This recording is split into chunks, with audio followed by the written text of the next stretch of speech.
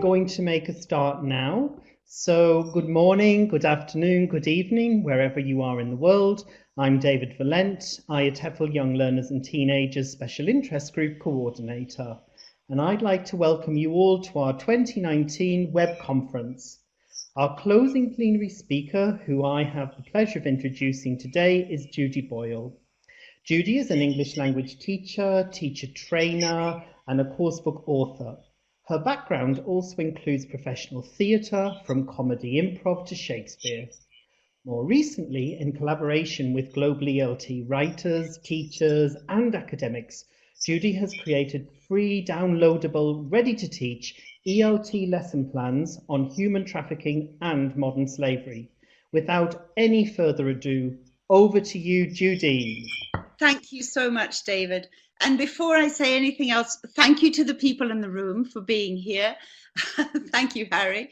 And also, I really want to acknowledge David, the leadership and the committee and the team. I mean, this must have literally taken thousands of hours, one way or another, to put together. And also acknowledge all my fellow speakers. Okay, so, oh, David, you've disappeared. I shall begin. Are you ready? So, where to begin? Let's just jump in. During the session, I will be asking you quite a few questions when we come to the slides, so feel free to respond. But if you have really in-depth questions, I'm going to give you my email at the end and you can get in touch with me. We can discuss things further, but let's go. All right. This is the outline. There are 5 different areas that we're going to look at in the next hour.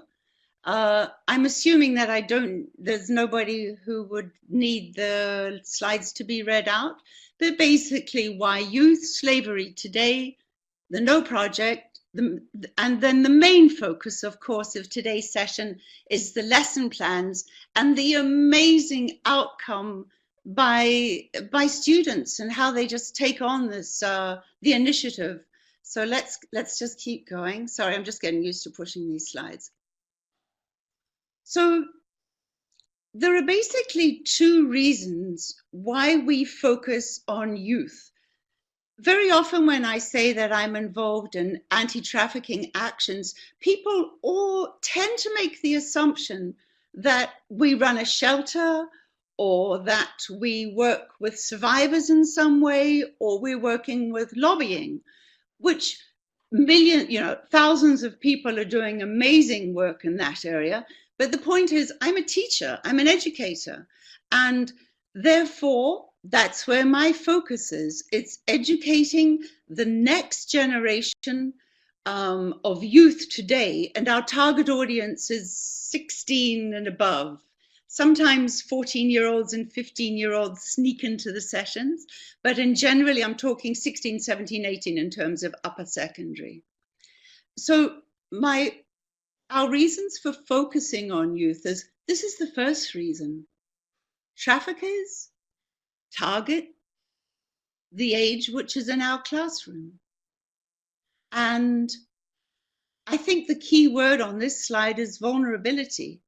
Different things can make people vulnerable, and obviously, with respect, lack of education, so-called natural disasters, conflict, war, poverty,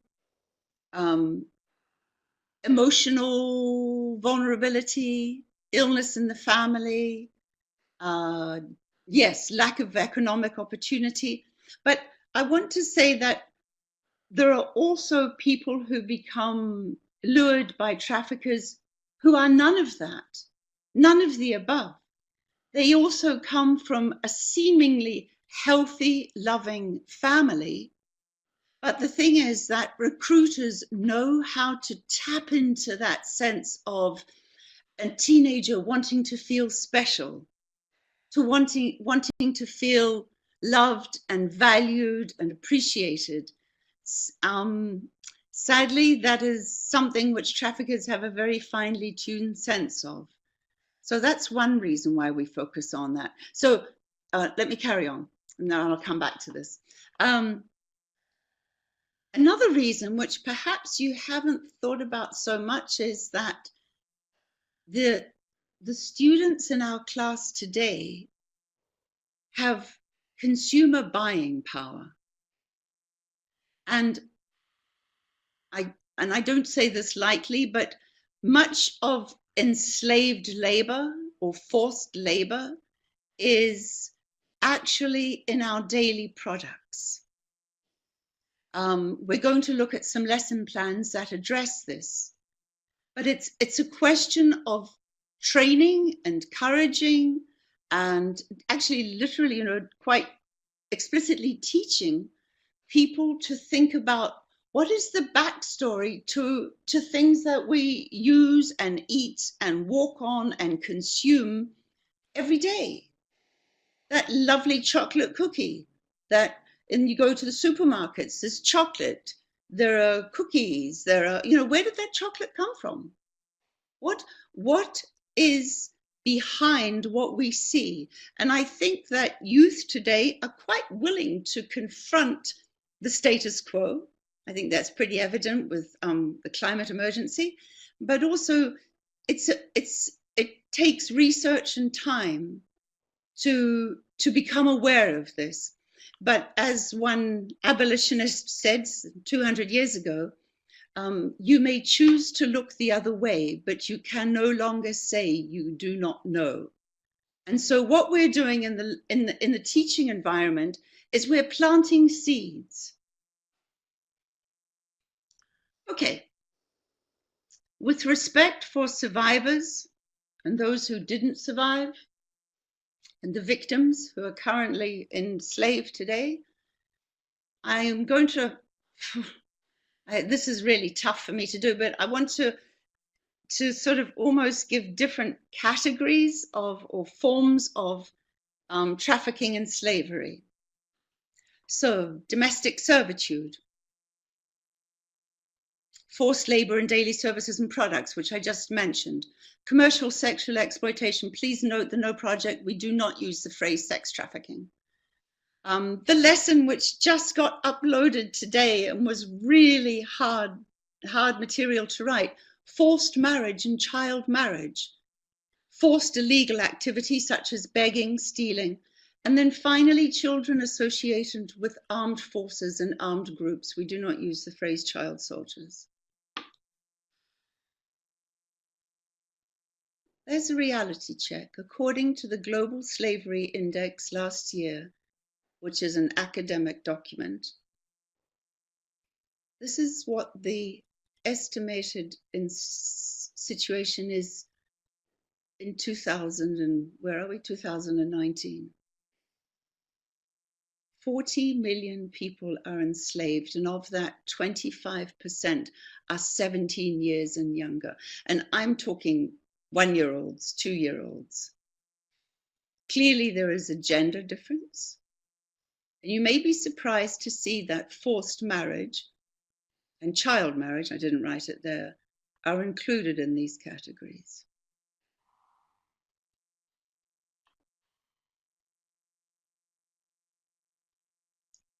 So, the No Project. That's some of the things that we do. But our focus is definitely education. And I'm talking about education in the broadest sense, but not just education explicitly of students. There's only so much we can do talking to students.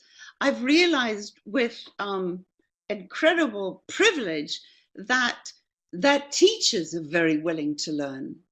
And I guess the focus for the last 18 months has been, with support of people such as David and the YLTSIG, is really trying to educate teachers, first of all, about the crime, and then how we can address this in a way which is dignified, respectful, and appropriate in mainstream education.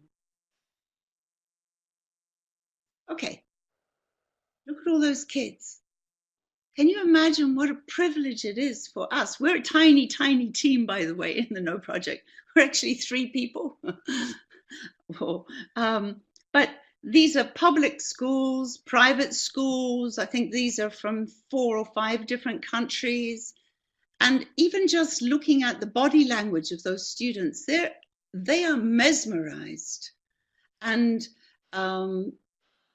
it was through, it's taken time. It's taken some time for us to adjust the seminar, to get it right, to do it in a way which is inclusive and dignified. This is certainly not an easy topic to talk about. Actually, yeah, so let's keep going. And what happens as a result of those seminars and the classroom activity is that youth come to us and say, or come to their teachers, and more appropriately these days, and say, we want to learn more. Tell us more. And we're going to come back to that point in the classroom.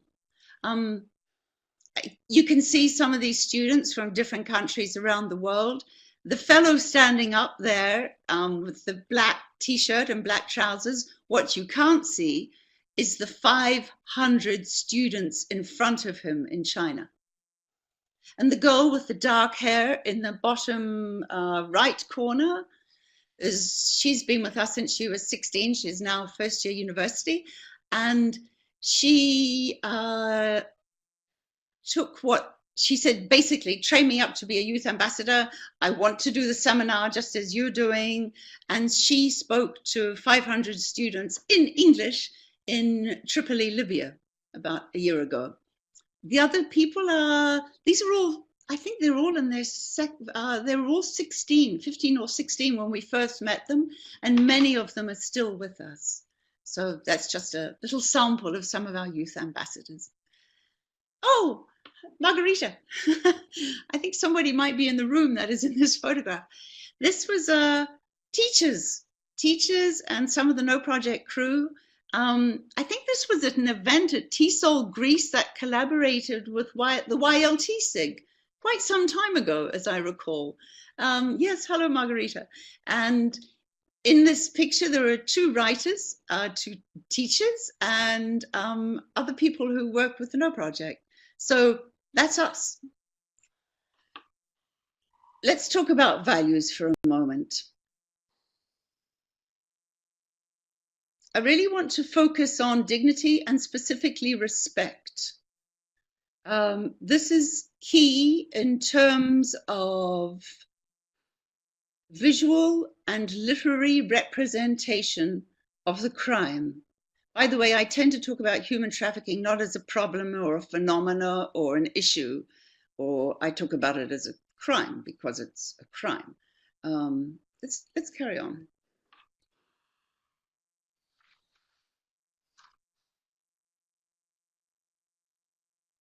Unfortunately, I still see journalists, experienced journalists, publishing, child prostitution is on the rise. It's like, what are you talking about? Child prostitution?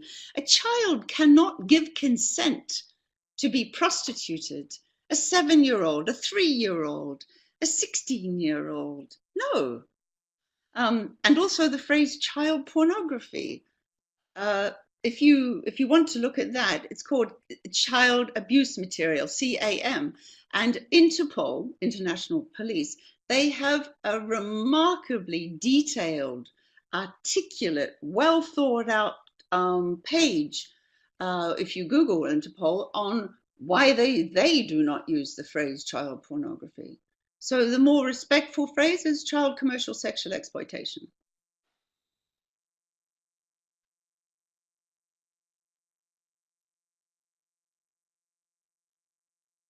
If you were to Google human trafficking art or human trafficking visual arts, the chances are you will come across hundreds, maybe thousands of images that show abuse, broken glass, hands tied, beaten faces, which I consider to be inappropriate and disrespectful. And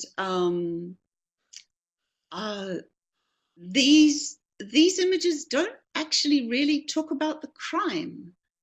So when I'm working with youth, and it's a bit of a fine line, because I don't want to be I don't want to censor a youth's spontaneous response, and say, no, you can't do that kind of art. But we actually have a document called Guidelines for Artwork, so that people don't waste time, saying, please be respectful, think more deeply, try to create visual imagery or written prose or poetry that goes beyond the sensationalist cliches. And we're actually going to be looking at some of this material that students have created. I just saw a question, Saida. How can you ensure that those values will be adopted? I'm in charge of the No Project. If they're not adopted, I expect people to call me on it. All right. The material we're going to look at, and the material which is free and online, has been created in partnership with an amazing department at University of Nottingham, the Rights Lab. And I will, it's at the back, it's on the last page in the credits of every single lesson plan, the site which you can go to directly. This has the most remarkable anti-slavery gathering of information. There are nearly 1,000 narratives from people who have been through enslavement in this century. There is a collection of museums, of murals, of artwork. It's really a very useful resource and very valuable. So it's been an honor working in our partnership with the Rights Lab. Okay. The material. When you go to the No Project and go to lesson plans, I'm afraid it isn't just one simple little plan. And there are several reasons for that. First of all, and this was actually a learning process for me in writing all these plans.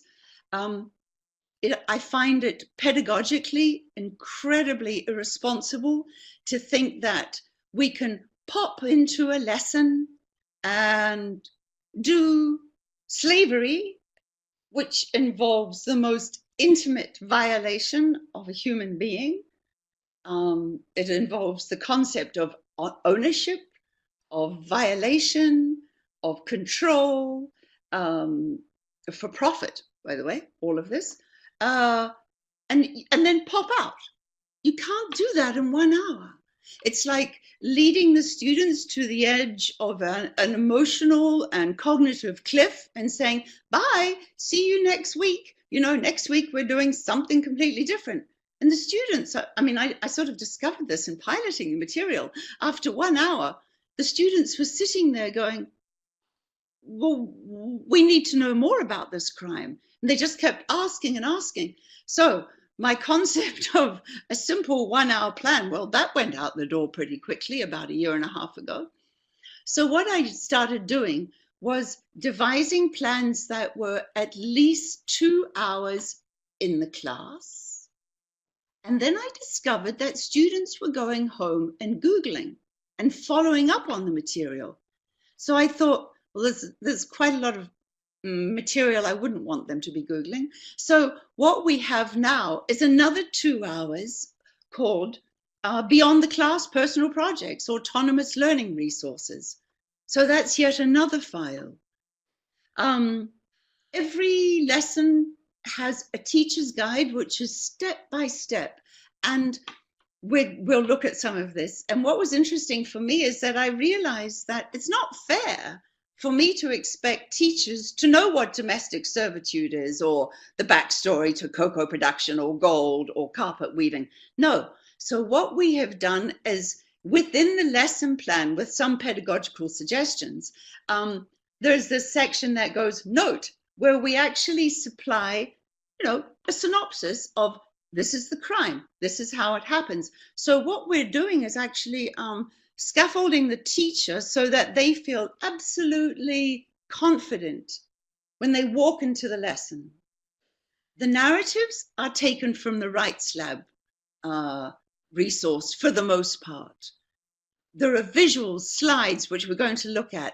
Of course, audio recordings, original material which is graded to B1 and above, a student worksheet. Look, I want to make something clear. This is not a grammar structured course book. If somebody said to me, oh, that's very interesting, but how do I practice the third conditional about slavery? It's like, whoa, no, please. First of all, respect the survivor. Respect that narrative they have told. Respect the horror that they have been through and come out of. Oh, 1 second, love. And what I wanted to do is, the vocabulary is absolutely essential. We need rich vocabulary to discuss this crime, but trust me, and I'm a grammar, I write course books, I love grammar, but this is not a grammar-driven syllabus. Also, finally, authentic interviews, a Nobel laureate, interviews with Harvard academics who do really walk the walk with their research, films I've suggested, and when there's a warning sign needed or a trigger sign, I've also included that, very much so. Phew, gosh, that's a lot of files. Yes, it is, and it's detailed. Are you ready? Okay. Right. Can you answer me this? This is a letter which I piloted a year or so ago, and it's taken some time to develop. Just answer, just brainstorm some ideas. Who is the letter from? Any ideas? Oh, write to me, folks.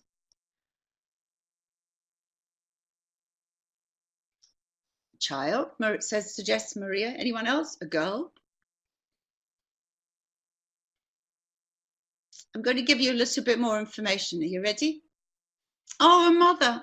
Oh, it's so good. A survivor, probably a child. Okay, you ready? Oh, good. Good, Isabel. That's part of the letter. Who's writing? Of course, we're doing this in about 1 second, but with the students in a group, it took much longer. It's really, really important, and something which I'm going to emphasize in the next 5 lessons you're going to see is that I don't walk in and say, right, today we're going to do slavery, whatever that would mean. We're going to do slavery and we're going to talk about forced illegal activity. No, no, no, no, no, no, no. With each lesson, we've provided slides, visual information very, very carefully so that you read your room very carefully. Because, look, as teachers, we all know that we don't know what's going on at home, behind closed doors. And something you might touch upon could trigger something. So in approaching this content gently, it gives you the opportunity to keep an eye on the students. How are things going? Dear Mama, I miss you. Your son, Niku. That's the beginning and the end of the letter.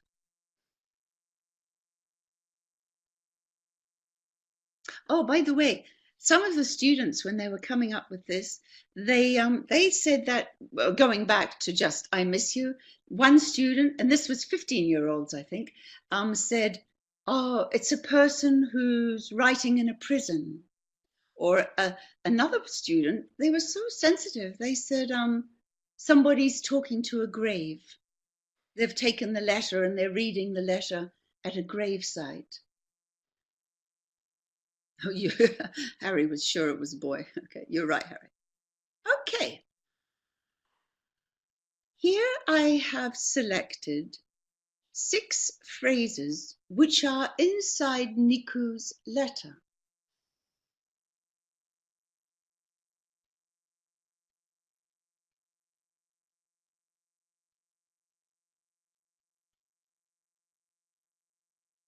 Now, bear in mind, I didn't walk into the classroom and tell the students where we were going with this. The director of the school was with me in the classroom, and so we were sort of co-teaching. He knew the students. It was a small, very mature, intimate group of 15-year-olds. It was an incredible privilege to pilot the material. I have a feeling the director might be in the room with you, actually, folks. Anyway, so let's have a look at Niku, shall we?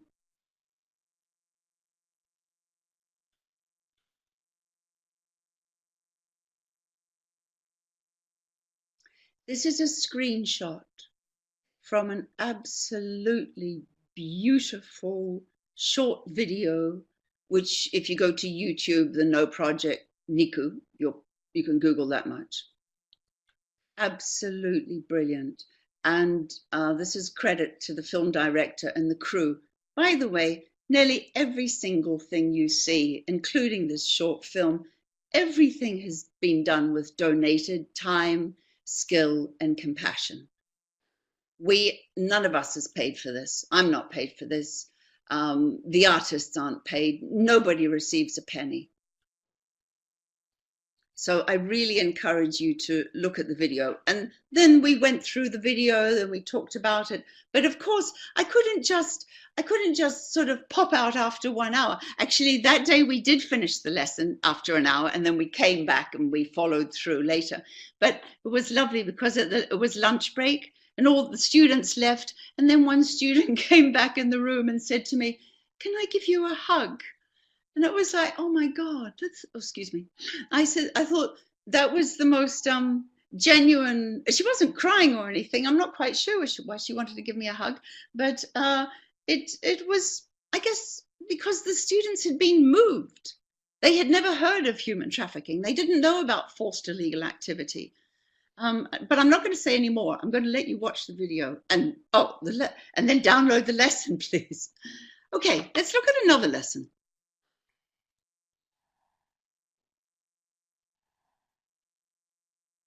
I showed this to people the other day and they didn't have a clue what it was about. I didn't show them anything else. It was just the phrase, slavery under your feet. And so what I would do with the students is that would be the beginning. That is actually the beginning for Carpet of Dreams. Obviously, I don't tell them a title as Carpet of Dreams. I engage their imagination, their emotional and cognitive curiosity, and they try and guess. And here, Ravi's story. So what I've taken here is they're going to read the narrative, which is about someone called Ravi.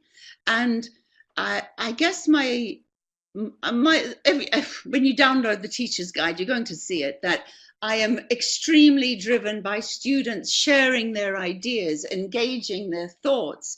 No, I don't think it's that. So the students actually preset the reading questions. It's like the 10, every point there, is it 10 points? Yeah, 10 points. The students have to create 2 questions about, so that they've actually preset their questions, and then that's what they read for. Okay, moving along through that lesson. These are the voices of apathy, detachment, indifference. Those kids are not my problem. What can I do? I'm only one person. It's their parents' fault. What's this got to do with me? Oh, but slavery has always existed. Oh my goodness, if I hear that one more time. Just because something exists doesn't mean to say that it's acceptable. So these are these phrases which are addressed in the lesson, and then the students discuss these and so on. I'm not going to tell you about Ravi's narrative, or will I? Let me think. And here we're beginning some artwork. Now, an experienced teacher who feels confident with the plan, you can flip it back to front. You could start with the artwork. Okay, of course, the slides which are provided don't have the Carpet of Dreams title and everything like that. So what you would just see is hands, money, and some kind of weaving device. And from there, yeah, weaving the money. carpet weaving is handmade carpet industry is a multi-billion-dollar business. Now, you might say, well, what's that got to do with me? A lot. The forced labor might be happening thousands of miles away, but we in the West are the consumers, which comes back to what I was saying before. It's awareness in terms of consumer buying power. Oh, dying for money. What a phrase. Thank you. Write to me. I might use that. Again, Jane is an artist and actually also an English language teacher. And she said, oh, I'll do some artwork for you. And so she, graphic art skills, brought this to the fore. And again, it's for the students to discuss in many different ways, which is suggested in the lesson plan. And the title of the as you can see, is Carpet of Dreams. Sometimes I encourage the students to think of a different title. This was a very emotional lesson plan well, they all are actually, lesson to write. And I'm so proud that Kailash Satyarthi, who is a Nobel Peace Laureate, part of his speech is included an interview with an extremely brilliant researcher who was actually led away from at gunpoint from carpet slave workshops. And also, of course, we focus on the good news. Most lessons have something called the good news. And what we look at is, well, this is all very well, but what can we do about it? And watch the lesson. Let's keep going. This lesson, My Future is My Choice, was uploaded today. And I found one tiny little error. In the 20 pages, I saw an extra word, the. Anyway, sorry, folks, I'll fix it on Monday. What do you think it's about? Give me some ideas, please. My future is my choice. Can some of you just write some ideas what you think the theme of this would be about? Yeah, Daniela, it is online.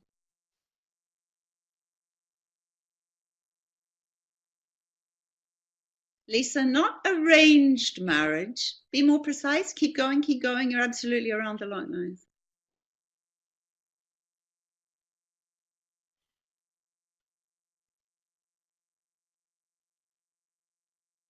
I'm being quiet because I'm watching the ideas come through. Yeah, Margarita, forced marriage.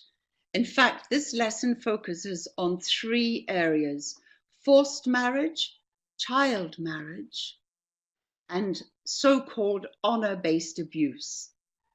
It includes a video, authentic material, an incredible award-winning documentary. Thanks, Stamati, for putting the site in there. This was a tough one to write because I usually do 50 to 60 hours of research, and from that I will select maybe 1 or 2 hours of content. But the documentaries that I watched were unbelievable. I want to credit Paula M., who contributes, she's an artist, and she contributed this art. Okay, so I hate to say this, imagine you're students, but that's kind of how we're going here. Oh, so what is she saying?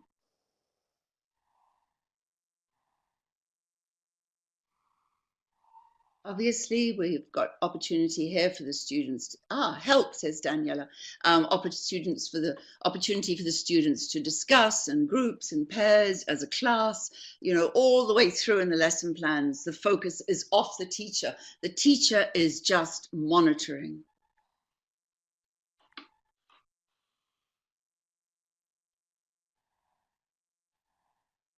Bear in mind, the students don't really know where the lesson is going, and please don't force me to do this. Now, one thing I really focused on with this particular lesson in terms of imagery, and I've put it in the teacher's guide, is can I just pop back for 1 second? When we are here, I wanted to include a stage which I became aware of at the Image Conference in Brussels 2 weeks ago. Check out the Image Conference.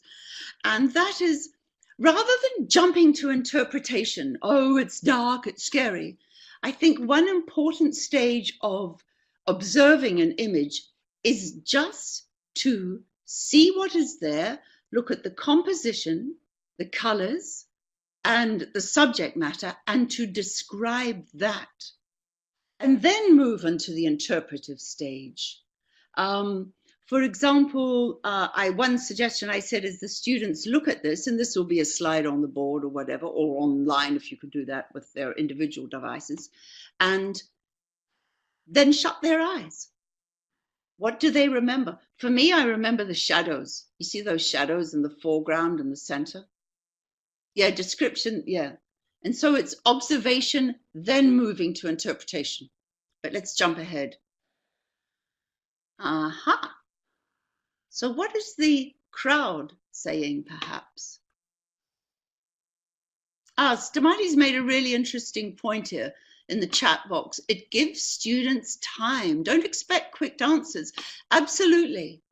This is very challenging emotionally, cognitively, linguistically, obviously, but in fact, the linguistic side is not the part that I'm not sure. Look, every class is different, so I'm dying to hear from you when you use this material.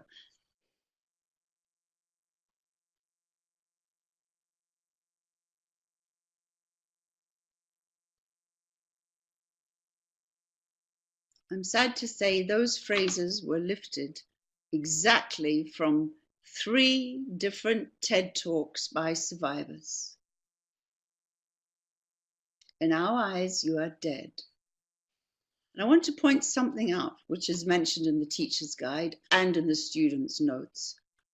In nearly every state in the USA, child marriage is legal or not illegal. Forced marriage is illegal in the UK. Child marriage is, informal child marriage is not. And please take a look at the lesson plans and the incredible 3 organizations in particular, which I've been liaising with, and through their guidance have created this material. I work very, very closely with some wonderful people. Or downloaded, or thank you so much. Okay, moving away from child marriage. What's this lesson about? Any ideas? The truth behind closed doors.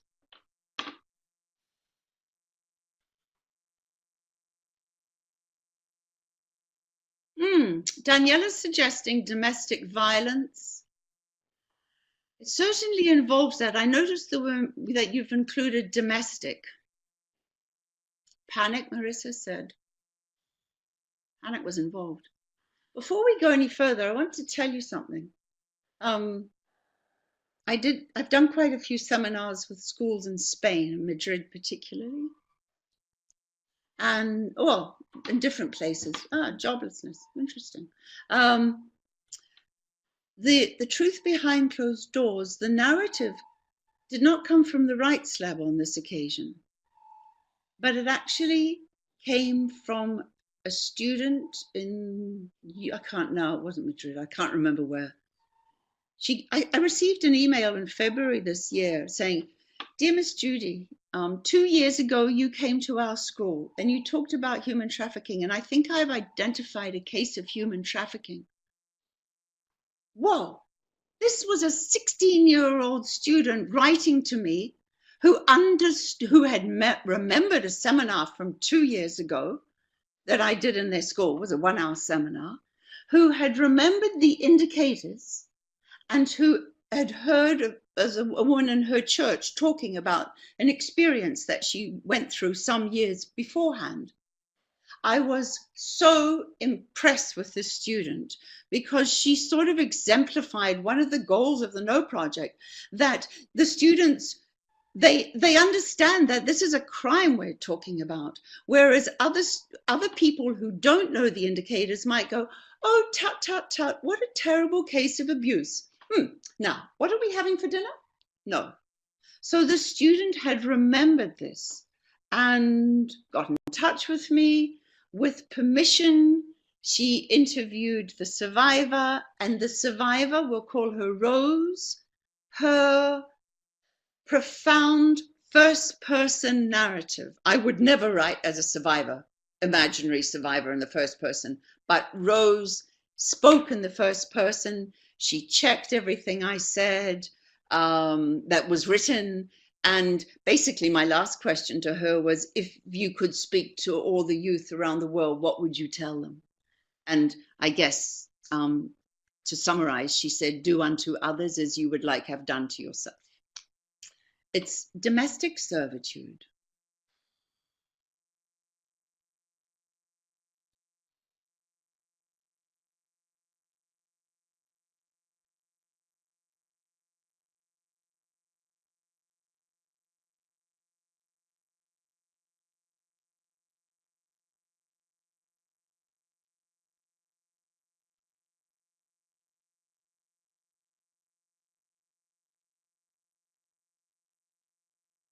I'm sorry to say that comes from reality.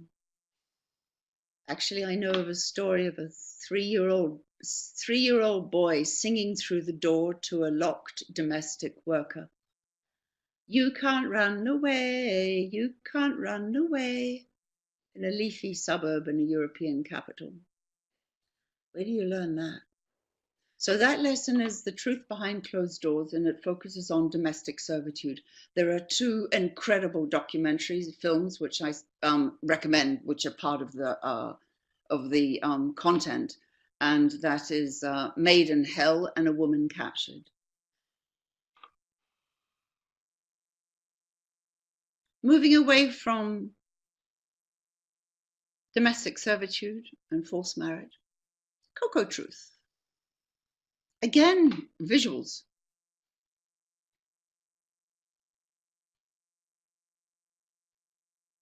Art by Angelina. This is pretty rough going, but that student, Ariadne, age 16, she was in a seminar, and then suddenly, what do I find in the email? Within 24 hours, she had sent that image. I mean, it was just a 1-hour seminar where I touched on enslavement of usually young teenage boys in cocoa plantations. And that's what she produced. Let's keep going. How am I doing for time? Picture paints 1,000 words.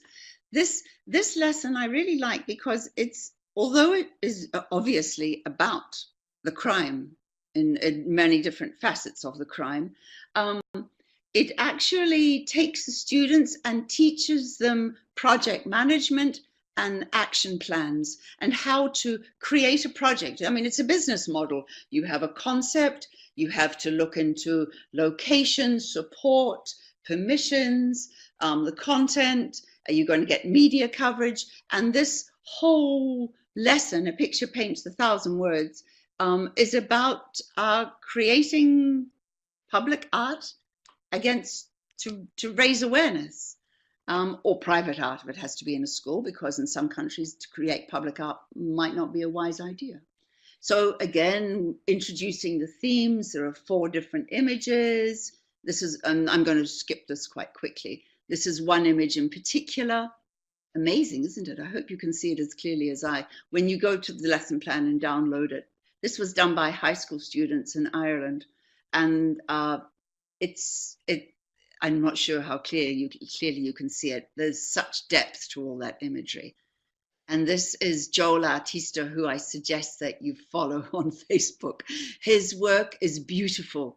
And this floating lady who had been a former survivor, the artwork that Joel does is always with the engagement of local artists. And can you see her foot?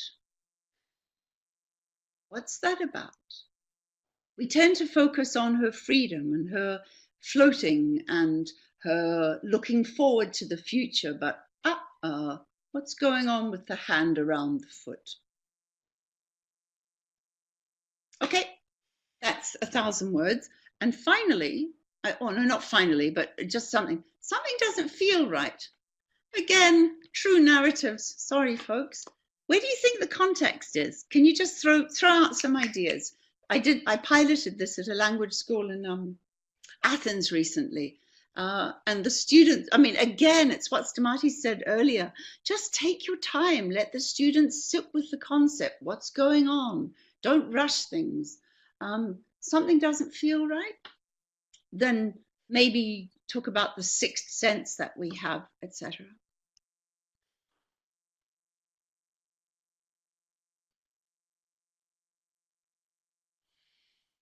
This is pretty confronting. Again, true narratives. This lesson in particular has some really lovely, authentic material, which, by the way, I have transcribed, so you students can read the actual transcript and watch on YouTube at home if you want. Yeah, Margaret's suggesting, would you like to work as a model? This kind of situation. Actually, you are absolutely right, Margarita. These two girls were promised a weekend job as models, and because the airline agent had been trained, she did not let them on the flight. I will let you read the rest of the situation. By the way, Airline Ambassadors, an organization in the States, has trained over 100,000 flight attendants and ground staff to identify indicators of human trafficking. And so what we're looking at here is grooming, how kids are groomed and what they believe. You won't believe this, but I've actually heard of a case where a girl was recruited while on an aeroplane. Okay, so that was giving you a flavor of different use of visuals to move gradually and delicately and appropriately towards the pretty confronting narrative that begins each lesson. When you go to the No Project site and look at the material, that's what you're going to see. Something doesn't feel right, and a short description so you can decide, will I download this one? No, maybe I'll download that one, or maybe that. So each lesson has a description, and then you can choose what you're going to download. By the way, each lesson is completely self-contained. There is no sequencing here. You might do one lesson and then not return. You might do all of them and then write to me and tell me what you did so I can improve things, please. Then this is just a little hint of what goes on with the teacher's notes. Procedure. Step 1, da-da-da. I mean, we've written pretty much step 2. Remember how I said that I've provided information to support the teacher? Note, this is a true narrative told by Ravi, da-da-da-da-da-da-da. Okay, there we go. And so that the teacher, I mean, it takes time. You've got to sit down and take a, to do justice to the crime and honor the survivors of this crime. Please don't do this glibly and think, oh, I'll just pop in and do that. No, it needs time and thought, but you also will learn a lot. This is just a little sample from show slide 3, tainted carpets, show slide 4, step by step by step by step. Now we're looking at the narrative, which is a different file. My name is Ravi. I think I am between 12 and 13 years old. Huh, he thinks he is? My name is Rose. That's domestic servitude. That was heavy. She was starved. I was so thin, I could fit into the space in a car behind the driver's seat, that place where you put your feet. One lesson called Eyes Wide Shut is about the recruitment of teenagers exactly the age in your class. If you never do anything else, please do Eyes Wide Shut and encourage the students to download these 2 pages about the grooming process.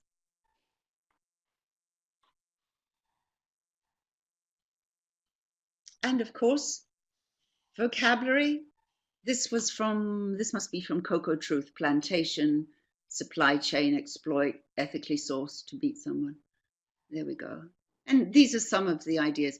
Please notice I'm fine with code switching in the class. I even write into the bottom of the vocabulary section, do you know how to express these words and phrases in your own language? And you will find every single lesson plan is, do you know the hotline for anti-trafficking organizations in your own country? Oh, some more vocabulary. Sorry, it's probably a bit small, but I just wanted to let you know, this is this 1-page document that the students can download. It's also in the teacher's guide, by the way, where they can go in, and this is autonomous learning resources. That's from domestic servitude lesson. So in terms of 2 minutes, have I got 2 minutes? Yes, have I got 2 minutes? In terms of outcome, the students, as you've seen, the artwork that they produce is remarkable.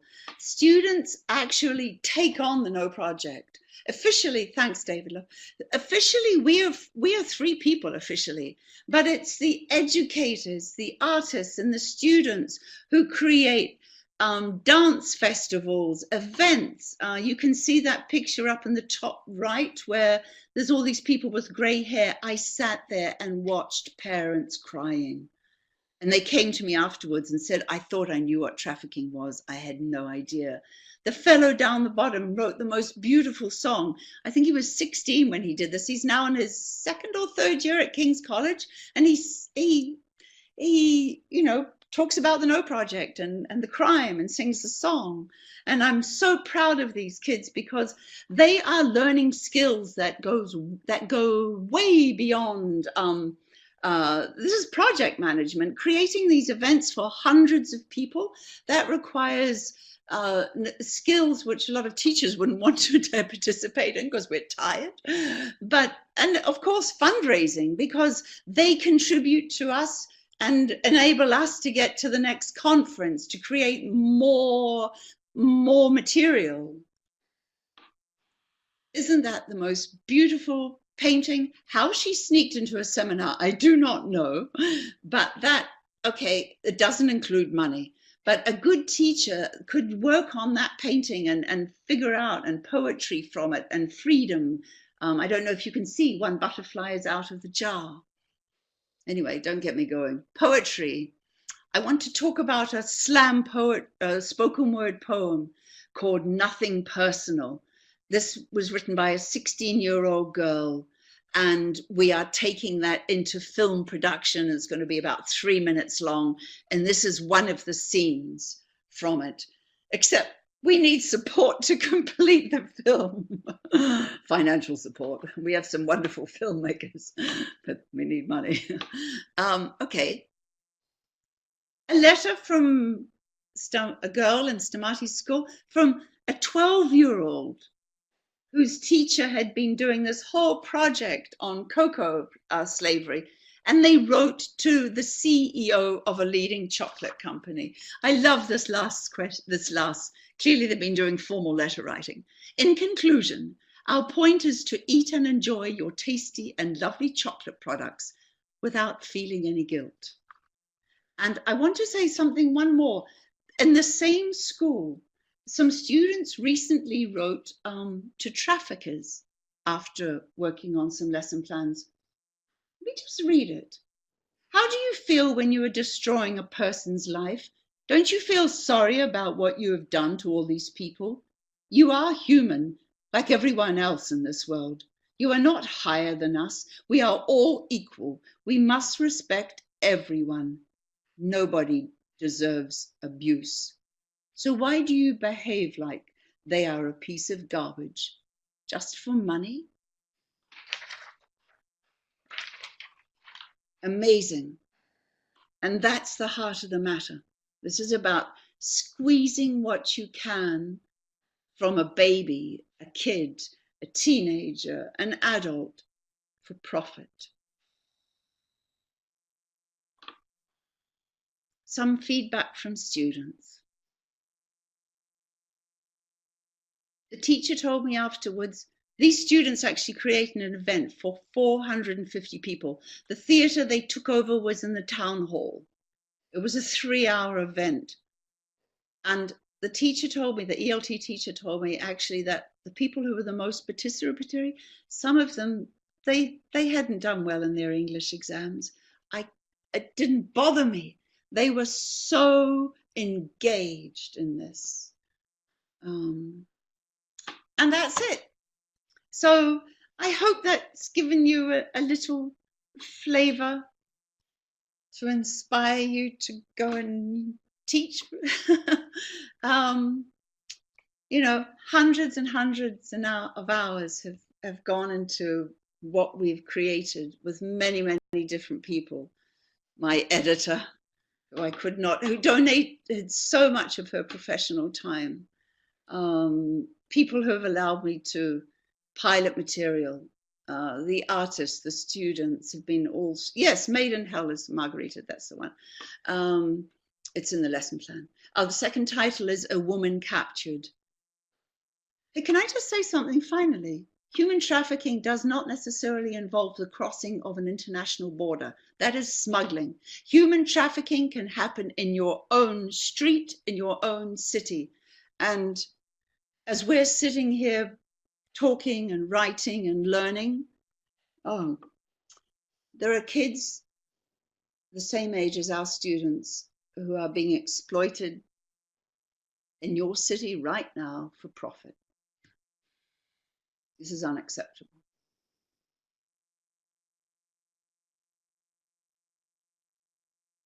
David, are you there? Come back. Hi, Judy. Does anyone have any Hello, love. questions for Judy before we close? We've just got about 3 minutes left, so if anyone has any questions.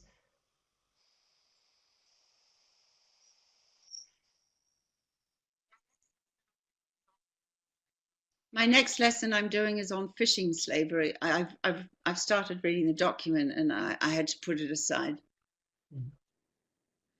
Horrific what goes on fishing boats. But anyway, thank you for that, Margarita. It's also in the lesson plan.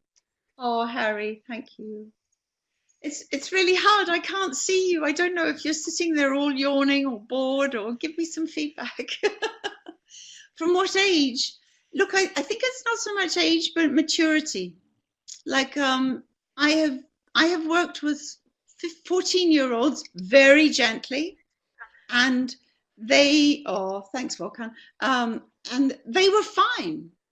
But look, you know your students best, you know the teachers of some of your students, and in some educational contexts, it might be dangerous for you to touch certain elements, but you can come in from a safety point of view. Look at eyes wide shut, and look at the grooming, because that's safeguarding.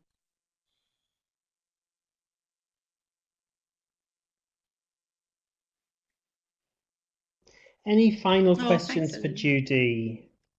Any questions or comments?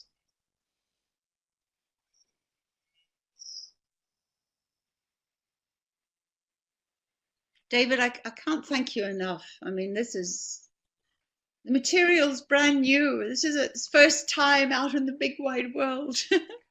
Go, leave material. I mean, I'd just like to conclude, Judy, by saying a huge thank you to you for giving this closing plenary, but more importantly, for all of your work, because like the IATEFL special interest groups, your work, the No Project, is also all voluntary. And I think that kind of passion and dedication inspirational to everyone in education, really. And what we're seeing in national curriculums all around the world is intercultural citizenship education, which is seen very much in action, real action taken in the world. And I think for many teachers, many English educators, English language educators, it can be difficult to find ways to enable the teenagers that they're working with to take that action. And this is why I am so supportive, and the SIG is so supportive of the No Project and these wonderful new lesson plans, because they really give teachers the tools to make intercultural citizenship education and social justice in the English classroom a reality. So again, a huge thank you to you and for all the work you're doing. Thank you, David. You've been such a Thank you very supporter right much, from and the thank you get-go. for a great So thought-provoking thank you very plenary. much. Thank you. And thank you, Team SIG. Thank you to all your team too. Thank you They're very still much. online. Thanks a lot, Judy. All right. Yeah.